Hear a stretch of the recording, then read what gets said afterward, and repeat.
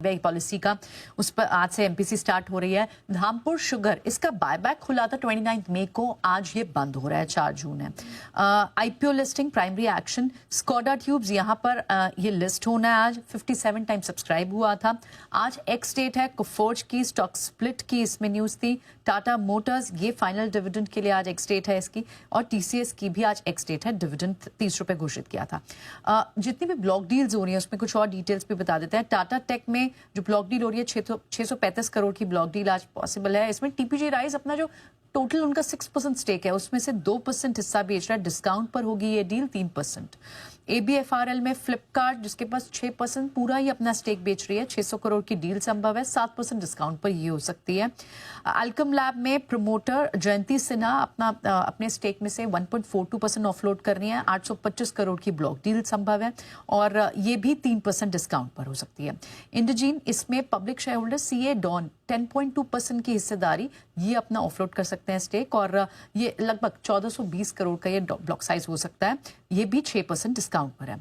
Yes bank में blocks लगने के बाद देखा था कि काफी गिरावट भी आई थी स्टॉक में, लेकिन अब कल जो बोर्ड बैठक हुई उसमें फंड रेजिंग को मंजूरी मिली है। कंपनी 16,000 करोड़ जुटाएगी, इक्विटी के जरिए 7500 करोड़ और डेट के जरिए 8500 करोड़। फार्मा कंपनीज आज फोकस में हो सकती हैं। सरकार ने लगभग कुल 41 ऐसी दवाई हैं जिनके रिटेल दाम तय कर दिए हैं। इनमें कई सारी हेल्थ इश्यूज हैं, डायबिटीज, हार्ट, फीवर और स्ट्रेस समेत लाइफस्टाइल बीमारियों से जुड़ी कई सारी ये दवाई हैं। इसके चलते कौन कौन से स्टॉक्स फोकस में हो सकते हैं? Alkem lab, Akums drugs, Emcure pharma, doctor Reddy's, इन सब पर असर पड़ सकता है।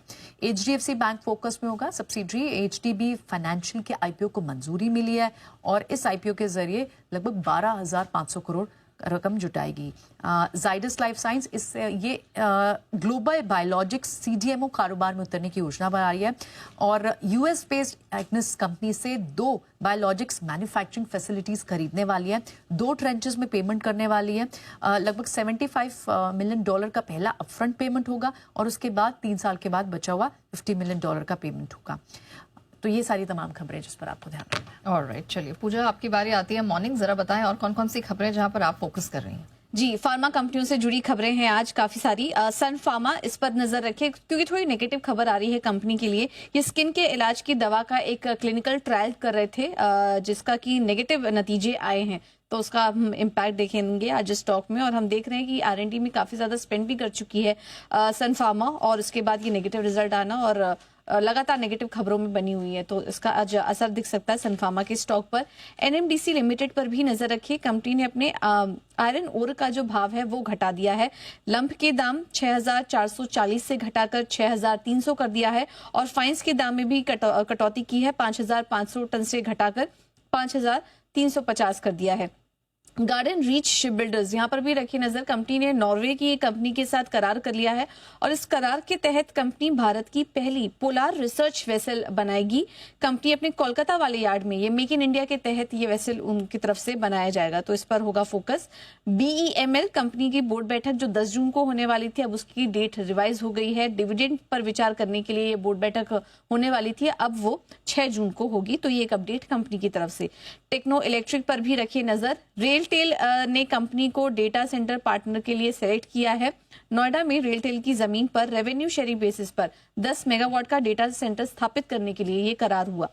अदानी एंटरप्राइजेस, कुछ मीडिया रिपोर्ट के हवाले से खबर आ रही है कि कंपनी अब एयरपोर्ट ग्राउंड हैंडलिंग के बिजनेस में एंटर हो सकती है। मुंबई एयरपोर्ट के बिडिंग प्रोसेस में भाग लेने का भी सोच रही है। इस तरह के कुछ रिपोर्ट्स के हवाले से खबर आ रही है।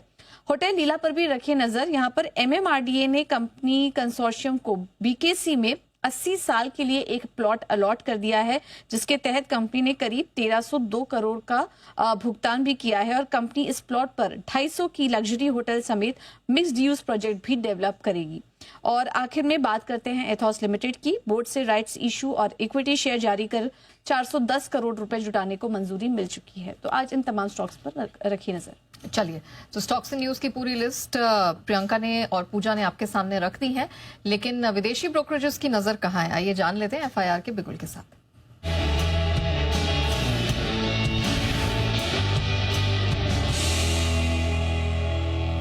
है न्यूट्रल की रेटिंग नॉमिनल दे रहे हैं, 799 का टारगेट है, और मॉर्गन स्टैनली ओवरवेट की रेटिंग यहाँ पर बरकरार रखे हुए हैं और टाटा मोटर्स पर अगर आप देखें तो ब्रोकरेज हाउस मान रहे हैं कि इनका जो ईवी पेनिट्रेशन है और फर्दर बढ़ता हुआ नजर आएगा।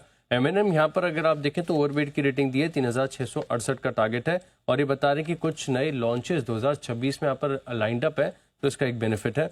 टाटा पावर यहाँ पर भी आप फोकस रखिएगा, इनका जो सोलार ईपीसी कारोबार है ये काफी बढ़िया कर रहा है और FY26 के लिए ऑर्डर पूरी तरीके से लॉक इन कर दिए गए हैं और तकरीबन 20% के मार्जिन के आसपास के हैं। इसी के चलते ओवरवेट की रेटिंग दी है, 449 का टारगेट है। और टीटागढ़ रेल नतीजों के बाद गिरा नहीं और मॉर्गन स्टैनली की तरफ से ओवरवेट की रेटिंग के साथ टारगेट प्राइस जो है अब 1090 से घटाकर 1027 कर दिया है। जीसीपीएल यहाँ पर भी आप फोकस रखिएगा, मॉर्गन स्टैनली ओवरवेट की रेटिंग दे रहे हैं, 1238 रुपए के करीब का भाव चल रहा है, 1431 का टारगेट दे रहे हैं और बता रहे कि FY26 में सिंगल डिजिट की ग्रोथ यहाँ पर देखने को मिल सकती है। जो नए लॉन्चेस है इससे एक बड़ा बेनिफिट मिलेगा। आईसीआईसीआई लोम्बार्ड इक्वल वेट की रेटिंग दी मॉर्गन स्टैनली ने और बता रहे हैं कि जो रिटेल हेल्थ कारोबार है सेगमेंट है इसमें ग्रोथ अच्छी आएगी, 1855 का टारगेट है।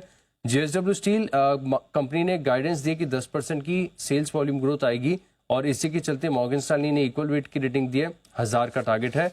और अंत में इन्फोसिस यहाँ पर जेपी मॉर्गन ओवरवेट की रेटिंग को बरकरार रखे हुए हैं 1800 के टारगेट के लिए।